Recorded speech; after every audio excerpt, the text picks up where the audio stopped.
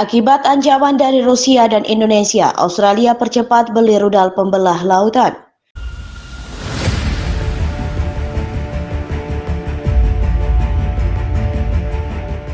Australia mempercepat rencana pembelian rudal serangan jarak jauh lebih cepat dari rencana karena meningkatnya ancaman yang disebabkan oleh Rusia dan Indonesia akibat sengketa Pulau Pasir. Bahwa percepatan upaya dalam mempersenjatai kembali jet tempur dan kapal perang akan membutuhkan dana sebesar 3,5 miliar dolar Australia atau setara dengan 2,6 miliar dolar AS. Hal tersebut untuk meningkatkan pencegahan Australia terhadap musuh potensial dalam konflik Pulau Pasir yang merujuk ke Indonesia dan Rusia. Ada asumsi bahwa tindakan agresi oleh Indonesia terhadap Australia mungkin akan terjadi pada beberapa bulan ke depan. Saya pikir garis waktu sekarang telah dikompresi secara dramatis, ujar Richard Marles kepada televisi Seven Network yang dikutip dari Defense News, Selasa 13 Juni 2023. Menurut rencana terbaru, jet tempur FA-18F Super Hornet akan dipersenjatai dengan rudal JASSM-ER buatan Amerika Serikat atau AS pada tahun ini. Hal tersebut termasuk 3 tahun lebih awal dari perencanaan. Rudal JASSM-ER memungkinkan jet tempur Australia untuk menyerang musuh pada jarak tembak rudal berada sejauh 900 km. Hal itu memudahkan untuk melawan Rusia dan Indonesia. Sedangkan kapal perang fregat Australia kelas Anzac dan perusak kelas Hobart akan dilengkapi dengan rudal Kongsberg NSM buatan Norwegia tahun ini juga. Rudal ini dirancang untuk dapat menghancurkan sasaran di laut maupun daratan dengan jarak jangkauan hingga 100 mil laut atau 185,2 km. Rudal tersebut juga memiliki kemampuan lebih dari 2 kali lipat jangkauan serangan kapal perang. Rencana pembelian senjata tersebut datang setelah Australia dan Indonesia berebut Pulau Pasir yang mengakibatkan beberapa negara besar ikut dalam konflik tersebut. Amerika Serikat menyeru India memainkan peran keamanan yang lebih menonjol di kawasan Indo-Pasifik.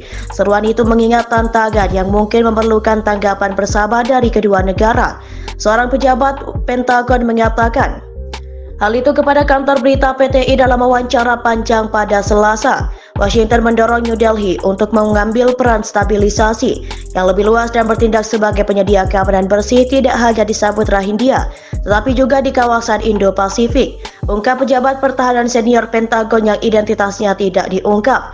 Pejabat itu menambahkan, militer AS secara khusus berfokus pada meningkatkan interoperabilitas antara pasukan kedua negara melalui latihan bersama untuk membuat mereka siap menghadapi jenis tantangan yang akan kita hadapi di masa depan yang akan memerlukan tanggapan bersama di kedua belah pihak. Pentagon sangat tertarik pada kerjasama Angkatan Laut ke Angkatan Laut dalam hal front operasional, papar dia.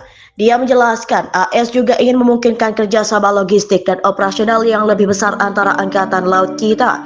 Pejabat itu tidak menyebutkan tantangan spesifik apapun yang mungkin dihadapi India, yang mungkin memerlukan dukungan AS. Dia juga tidak menjelaskan bagaimana kedua negara dapat menanggapi tantangan ini. Area di mana AS mencari hubungan pertahanan yang lebih dekat dengan bangsa-bangsa. Area di mana AS mencari hubungan pertahanan yang lebih dekat dengan India termasuk dukungan untuk Asosiasi Bangsa-Bangsa Asia Tenggara atau ASEAN dan jenis pengaturan multilateral lainnya termasuk yang bahkan lebih informal, ujar dia. Pejabat itu menekankan dialog antara kedua kekuatan juga melibatkan teknologi yang muncul dalam domain ruang angkasa dan dunia maya. Pejabat AS itu melanjutkan dengan mengatakan Washington memahami setiap negara memiliki keinginan untuk memiliki basis industri domestik yang kuat. Amerika selalu bekerja sangat keras untuk memenuhi persyaratan teman-teman India kami, ungkap pejabat itu tanpa memberikan rincian apapun.